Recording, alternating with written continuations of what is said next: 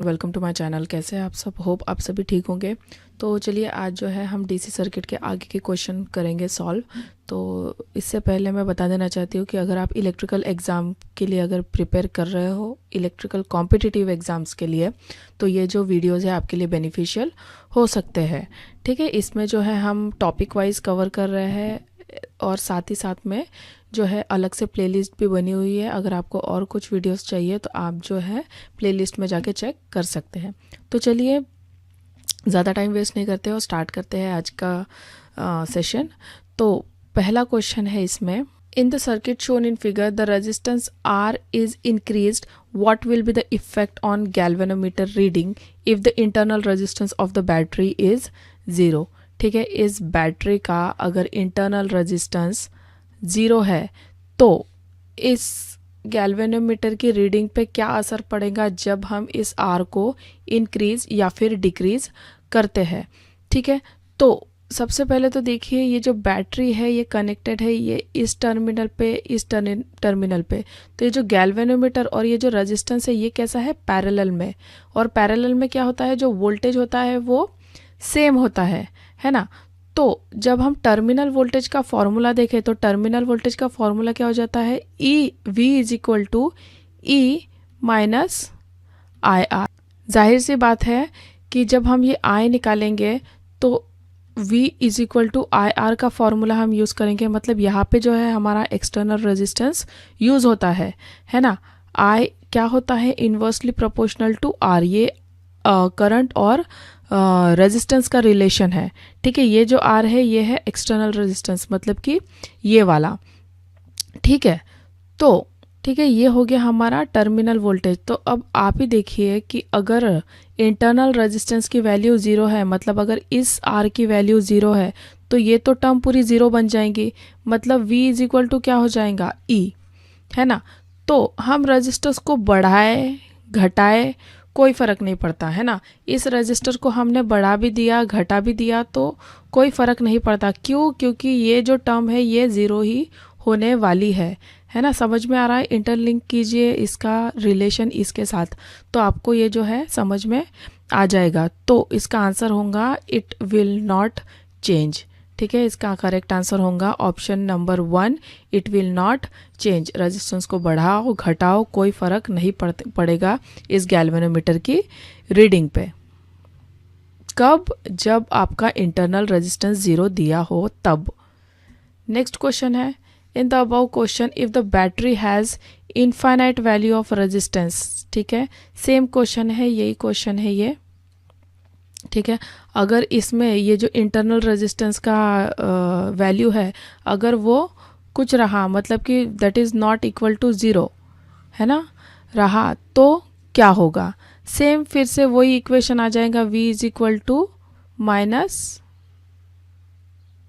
V is equal to E minus I R, है ना। अब ये I कैसे निकला, V बाय R से। ठीक है, मतलब कि करंट को निकालने के लिए हमको R की ज़रूरत पड़ेगी।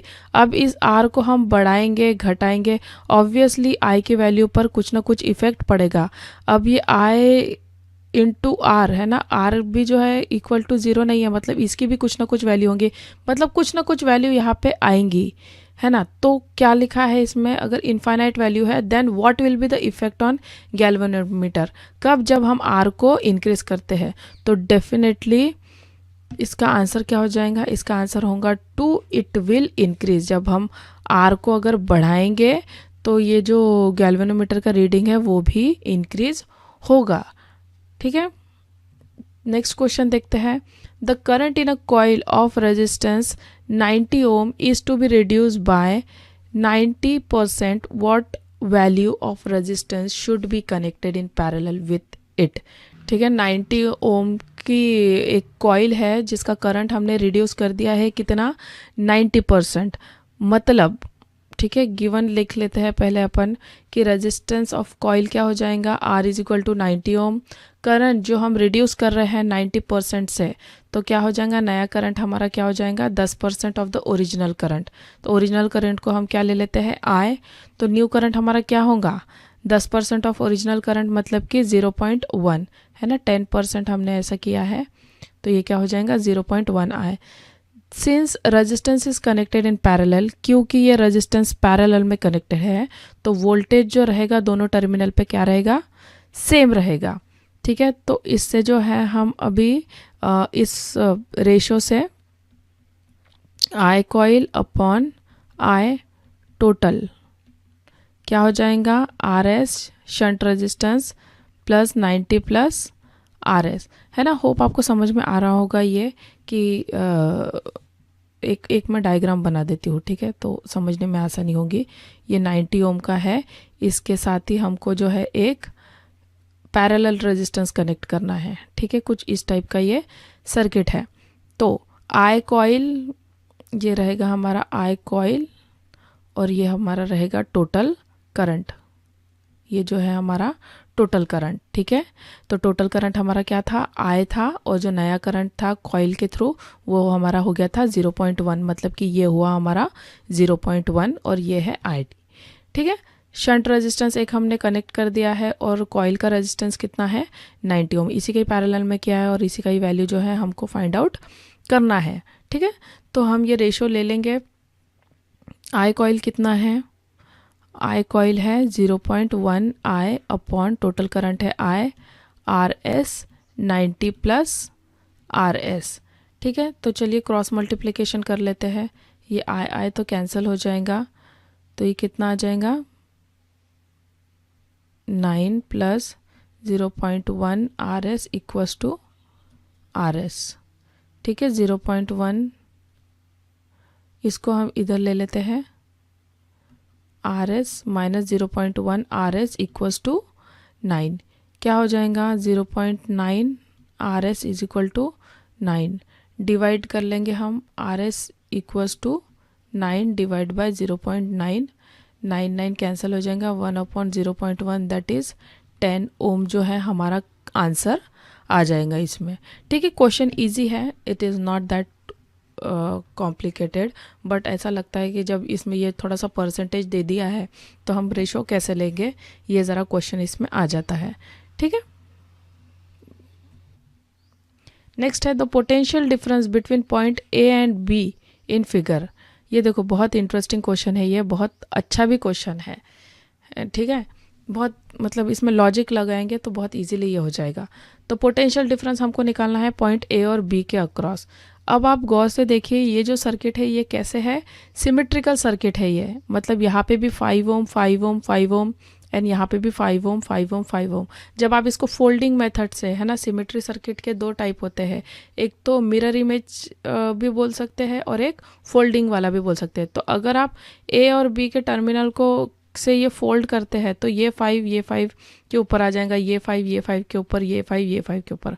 बोलने का मतलब ये क्या है कि ये एक सिमेट्रिकल सर्किट है ना, क्योंकि अब रेजिस्टेंस जो है यहाँ पे इक्वल दिए हैं 5 ओम 5 ओम 5 ओम, तो यहाँ पे जो वोल्टेज ड्रॉप होगा वो भी इक्वल ही होगा, है ना। पोटेंशियल हमने निकालना सीखा था, जैसे ये 2 वोल्ट की बैटरी, ये पॉजिटिव टर्मिनल है तो 2 वोल्ट यहाँ का पोटेंशियल होगा और 0 होगा यहाँ का, मतलब इन 5 ओम्स के अक्रॉस जो वोल्टेज ड्रॉप होगा वो कैसा होगा, इक्वल। मतलब ये जो 2 वोल्ट है ये 3 हिस्सों में बटेगा, 2/3 2/3 2/3। बट अब इसने हमको क्या पूछा है कि सिर्फ A और B के अक्रॉस निकालना है हमको, ये A और B। तो A और B के अक्रॉस कितना आ रहा है 2/3 प्लस 2/3, मतलब कि ये कितना हो जाएगा 4/3। ठीक है, तो इसका आंसर होगा हमारा ऑप्शन 4/3, ये होगा हमारा करेक्ट आंसर। ठीक है, काफ़ी अच्छा क्वेश्चन था ये। नेक्स्ट है in order to get maximum current in series parallel grouping of cell the external resistance should be the dash the total internal resistance. ठीक है, लेस होना चाहिए, इक्वल होना चाहिए, मोर होना चाहिए, या फिर नन ऑफ द अबव। तो इसके लिए भी देखो एक कंडीशन होता है कि मैक्सिमम करंट तब फ्लो होता है जब सर्किट की एक्सटर्नल रेजिस्टेंस बैटरी बैंक की टोटल इंटरनल रेजिस्टेंस के बराबर हो। ठीक है, मतलब कि R जब इक्वल टू R होता है तब मैक्सिमम करंट फ्लो होता है। तो ठीक है, हमको भी वही निकालना है। मैक्सिमम करंट के लिए क्या कंडीशन है, that is external resistance should be equal to internal resistance. साथ ही इसका फॉर्मूला भी है R is equal to NR/M। ठीक है, कुछ और भी अगर कभी फाइंड आउट करने के लिए बोलता है तो आपको ये चीज़ पता होनी चाहिए। मतलब कि N क्या हो जाएगा, एक रो में कितने सेल सीरीज में है। ठीक है, M ऐसी कितनी रो पैरेलल में कनेक्टेड है ना। R क्या होगा, एक सिंगल सेल की इंटरनल रेजिस्टेंस, और R क्या हो जाएगा, एक्सटर्नल रेजिस्टेंस। ठीक है, ये आपको पता होना चाहिए, ये वाला फॉर्मूला। तो इसका आंसर क्या होगा, ऑप्शन 2 इक्वल। ये रहेंगी मैक्सिमम करंट फ्लोइंग की कंडीशन। इसके पहले भी हमने ये देखा हुआ है एक्चुअली, ये कंडीशन कि मिनिमम कब होगा मैक्सिमम कब होगा, या प्रीवियस वीडियो में जाके चेक कर सकते हैं। देखो ये भी एक टेबल मैंने थोड़ा सा दे दिया है यहाँ पे कि हाई एक्सटर्नल रेजिस्टेंस रहेगा तो क्या होगा, जो रिजल्टिंग करंट है वो लो होगा। अभी इक्वल का हमने देख लिया था, है ना। जब एक्सटर्नल रेजिस्टेंस इक्वल होगा इंटरनल रेजिस्टेंस के तो करंट क्या रहेगा, मैक्सिमम रहेगा। लो इंटरनल रेजिस्टेंस के लिए करंट जो है मॉडरेट रहेगा, और हाई एक्सटर्नल रेजिस्टेंस के लिए जो करंट है वो लो रहेगा। होप आपको ये चीज़ें समझी होगी। ठीक है, पावर के लिए भी मैंने दे दिया है। ठीक है, आप पावर का भी चेक कर सकते हैं। अगर सीरीज में 2 रेजिस्टेंस कनेक्ट किए जाते हैं तो उनका टोटल रेजिस्टेंस कितना हो जाएगा, 2R हो जाएगा। ठीक है, और वही अगर आपको पावर निकालना है तो पावर का फॉर्मूला क्या है, V²/R। ठीक है, तो V²/2R कर देंगे आप। और पैरेलल में अगर करते हैं तो रेजिस्टेंस कितना हो जाएगा, R/2, और जो पावर है वो आ जाएगा कितना, V² / R/2, मतलब कि ये 4 टाइम्स मोर पावर हो जाएगा। ठीक है, ये आपको ये जो चीज़ें हैं ये याद रखनी है। इसको जो है अभी मैं एक न्यूमेरिकल इससे समझाती हूँ आपको, तो आपको बहुत जल्दी समझ में आ जाएगा। ये 2 वोल्ट है, सॉरी ये 2 ओम्स है, और ये 2 ओम्स है। जब सीरीज में कनेक्ट किया गया तो ये कितना आ जाएगा, 4 ओम्स आ जाएगा। सेम यही चीज़ अगर आपको पैरेलल में दिखी तो 2 and 2 ओम्स, तो ये R कितना आ जाएगा, R आएगा आपका 2/2, दैट इज 1 ओम। ठीक है, वोल्टेज हम ले लेते हैं कुछ इसके अक्रॉस, जैसे 4 वोल्ट। ठीक है, इसके भी अक्रॉस हमने रखा है 4 वोल्ट। ओके, तो सीरीज के केस में क्या हो जाएगा, P is equal to V², मतलब कि 4 × 4 डिवाइड बाय कितना, 4। ठीक है, 4 कैंसिल, ये आ गया आपका पावर 4 वाट।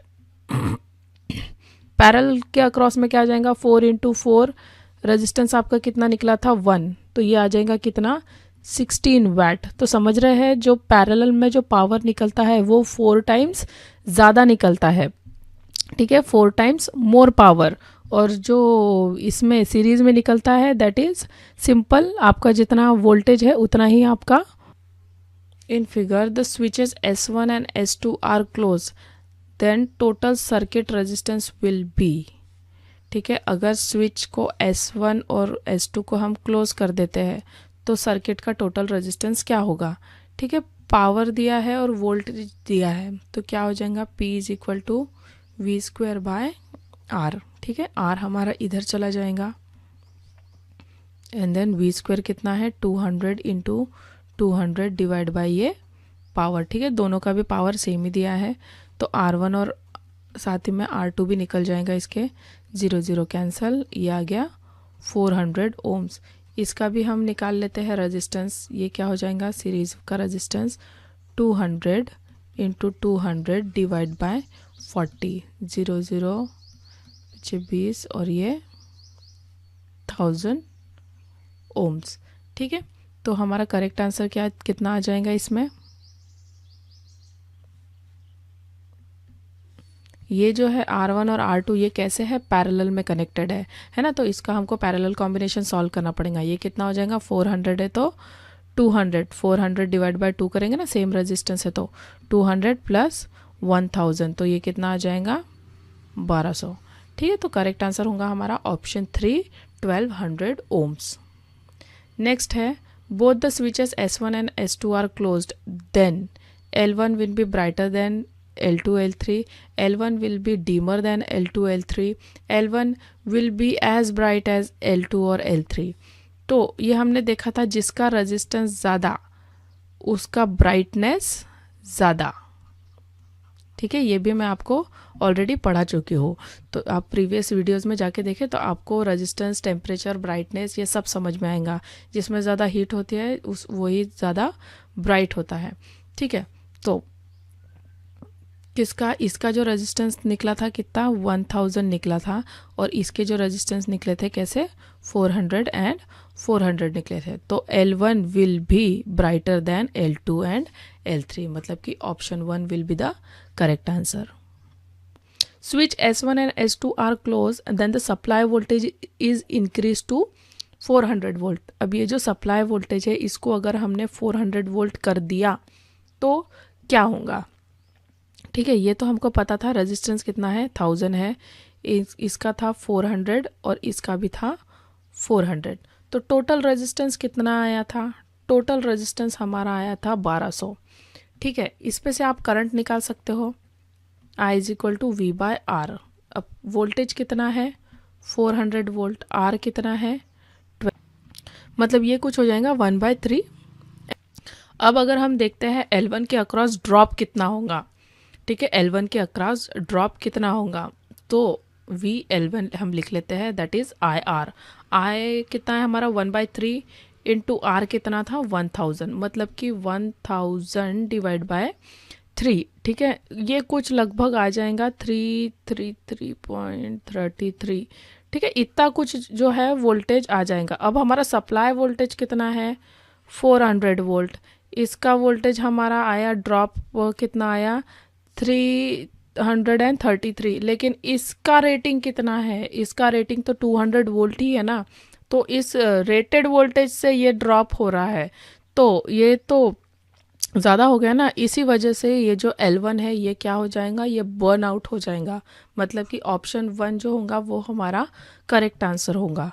ठीक है, रेटेड वोल्टेज से ही ड्रॉप ही ज़्यादा आ रहा है, तो जो है वो लैम्प जो है वो। नेक्स्ट है, in the circuit shown in figure a battery of EMF 10 volt and a negligible internal resistance is connected across two resistance of 500 ohms in series, मतलब कि ये ठीक है a voltmeter of 1000 ohm that is this is connected across one resistance, what is the reading of the voltmeter। तो ये voltmeter का reading क्या होगा, कितने वोल्ट का ये रीडिंग होगा। तो सबसे पहले तो आपको जो है करंट इसमें से निकाल लेना है।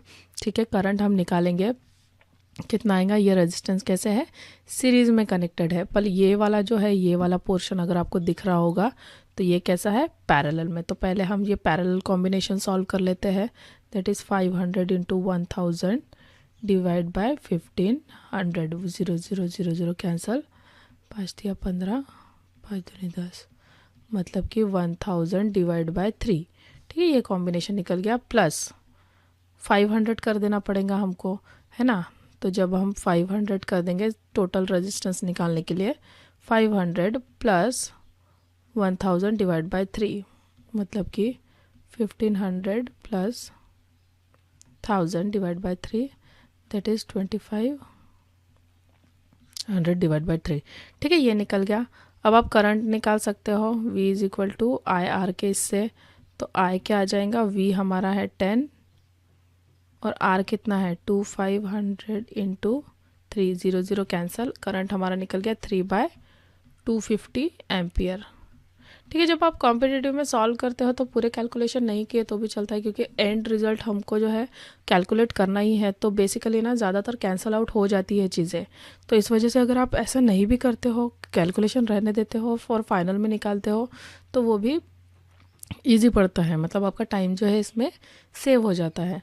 ठीक है, तो ये हो गया हमारा करंट और ये हो गया था हमारा रेजिस्टेंस। ठीक है, अब हमको देखना है कि वोल्ट मीटर की रीडिंग क्या आती है, तो इसके लिए V इज इक्वल टू क्या हो जाएगा आई आर। करंट हमारा कितना आ गया 3/250। अब इसमें रेजिस्टेंस हमको कौन सा लेना पड़ेगा, ये पैरेलल कॉम्बिनेशन वाला। ठीक है, 1000 डिवाइड बाय 3, 3 3 कैंसल, 0 0 कैंसल, 25 4 ज़ा 100, मतलब कि 4 वोल्ट जो है इस वोल्ट मीटर का रीडिंग आ जाएगा। तो option 1 will be the correct answer. जो इस टाइप से जो है आपको सॉल्व करने हैं। इसके पहले भी हमने एक देखा था प्रॉब्लम जिसमें गैल्वेनोमीटर कनेक्टेड था, ठीक है, तो उसमें हमने करंट निकाला था। तो आप जो है वो प्रॉब्लम भी चेक कीजिए, क्योंकि इस टाइप के जो क्वेश्चंस है वो एग्ज़ाम में काफ़ी हद तक के बन जाते हैं, ठीक है। नेक्स्ट है voltmeter V1 and V2 are connected in series, ठीक है, 2 वोल्ट मीटर है कनेक्टेड है सीरीज में across the DC line. The voltmeter V1 read 80 volt and has a per volt resistance of 200 ohms। Per volt resistance मतलब कि क्या होता है, ये होता है सेंसिटिविटी, ठीक है। उस वोल्ट मीटर की सेंसिटिविटी कितनी है, वो है 200 ohms। while V2 has a total resistance of 32 kilo ohm, the line voltage is, ठीक है, 2 वोल्ट मीटर है V1 एंड V2 कैसे कनेक्टेड है, सीरीज में कनेक्टेड है। ये हो गया 80 वोल्ट, ये हो गया 32 किलो ओम, और इसकी सेंसिटिविटी कितनी है, ये है 200 ओम, ठीक है। तो हमको सेंसिटिविटी दिए है और वोल्ट मीटर की रीडिंग भी दी है, तो इससे जो है आप रेजिस्टेंस निकाल सकते हो। ये रहेगा इसका फॉर्मूला, ठीक है। मैं R1 दे देती हूँ क्योंकि यहाँ पे ऑलरेडी एक रजिस्टर दिया हुआ है। तो R1 का क्या हो जाएगा, सेंसिटिविटी इनटू रीडिंग, ठीक है। सेंसिटिविटी कितनी हो गई, 200 इंटू 80, दैट इज ये कितना हो जाएगा, 16,000 ओम्स, ठीक है, या फिर 16 किलो ओम भी बोल सकते हो। तो यहाँ से अभी R1 एंड R2 हमारे पास निकल गया है, तो टोटल R हमारा कितना हो जाएगा, 16,000 प्लस 32,000, मतलब ये हो जाएगा 48,000 ओम, ठीक है। जो हमारा R1 एंड R2 है ये हमारा निकल जाएगा कितना, ठीक है, ये निकल जाएगा। और इसी से ही जो है अभी आपके पास रेजिस्टेंस का भी वैल्यू है और वोल्टेज भी दिया हुआ है, तो आप जो है करंट भी इसमें से निकाल सकते हैं। तो करंट क्या हो जाएगा, वोल्टेज 80 डिवाइड बाय रेजिस्टेंस 16,000, 1 2 16 200, ठीक है, मतलब कि ये हो जाएगा 0.005 एम्पियर। इतना आपने को करंट मिल गया। और करंट सीरीज में जो करंट है वो कैसा रहता है, सेम ही रहता है ना। तो इसमें से भी आप, ठीक है, यहाँ पे तो वोल्टेज का रीडिंग है ही, अब यहाँ पे भी हमको वोल्टेज का रीडिंग चाहिए, ठीक है। करंट हमारे पास आ गया, रेजिस्टेंस भी दिया है, तो V निकाल सकते हैं हम IR 0 पॉइंट, ठीक है, V2 निकालना है अभी is equal to IR। I कितना था 200 इंटू R कितना है 32,000, 0 0 कैंसिल कर दो, 2 से ये चला जाएगा 160, ठीक है। तो V2 की वैल्यू कितनी आ गई, 160 वोल्ट, ठीक है। अब सिंपल है, V1 एंड V2 तो हमारे पास दोनों है, तो आप जो है कैलकुलेशन कर सकते हो। तो V1 प्लस V2 कितना आ जाएगा, 80 प्लस 160, दैट इज 240 वोल्ट जो है हमारा करेक्ट आंसर हो जाएगा। आप देख रहे हैं, मतलब सिंपल सा क्वेश्चन है लेकिन हमको कितना सारा डेटा निकालना पड़ा। एक तो जो ऐसा लगता है कि ये यहाँ पे वोल्टेज है और रेजिस्टेंस भी दिया हुआ है तो हम यहाँ पे इजीली करंट निकाल पाएंगे, बट ऐसा नहीं है। ये जो दिया हुआ है ये क्या है, सेंसिटिविटी दी हुई है, जिसके वजह से आपको ये R1 निकालना ज़रूरी है। और जैसे ही R1 निकल जाता है और वोल्टेज का रीडिंग है तो आप जो है करंट निकाल सकते हैं। करंट अगर निकलता है तो ही आप जो है इस वोल्ट मीटर की रीडिंग निकाल पाएंगे इस फॉर्मूले के थ्रू, ठीक है। तो करेक्ट आंसर हमारा इसमें क्या हो जाएगा, ऑप्शन 3 240 वोल्ट। बहुत बढ़िया क्वेश्चन है, क्योंकि इस जगह पे कन्फ्यूजन होगा अगर होगा तो, है ना। क्वेश्चन दिखते सिंपल है और सिंपल ही लॉजिक है, बट एग्जाम टाइम में क्या होता है कि ये सारी चीज़ें याद नहीं आती, जिसके लिए आपको प्रैक्टिस करना ज़रूरी है। नेक्स्ट है, in figure shows the part of a closed circuit the potential difference between point A and B, ठीक है। काफ़ी बार ये हम कर चुके हैं, फिर से एक बार कर लेते हैं। VA माइनस 3 इंटू 6, ठीक है, ये करंट एंड वोल्टेज, माइनस ये कैसा हो रहा है, पोटेंशियल ड्रॉप हो रहा है 8 volt, minus 3 into 3 plus 6 minus VB equals to 0, ठीक है।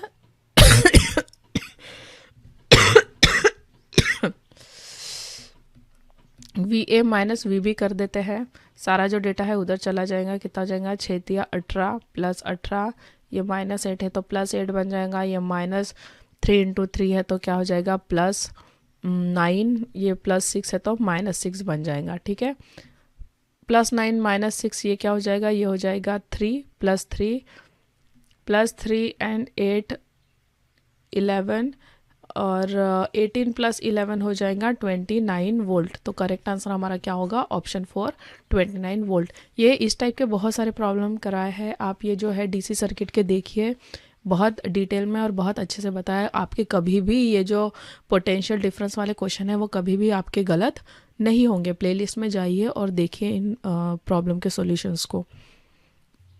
Two equal resistances are connected in series across the certain supply. If the resistance are now connected in parallel, the power produced will become।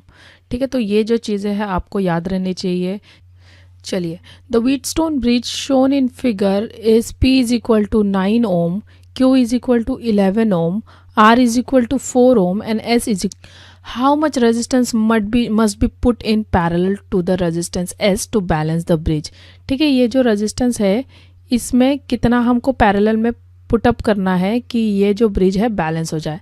तो balance bridge का condition क्या है, P/Q = R/S।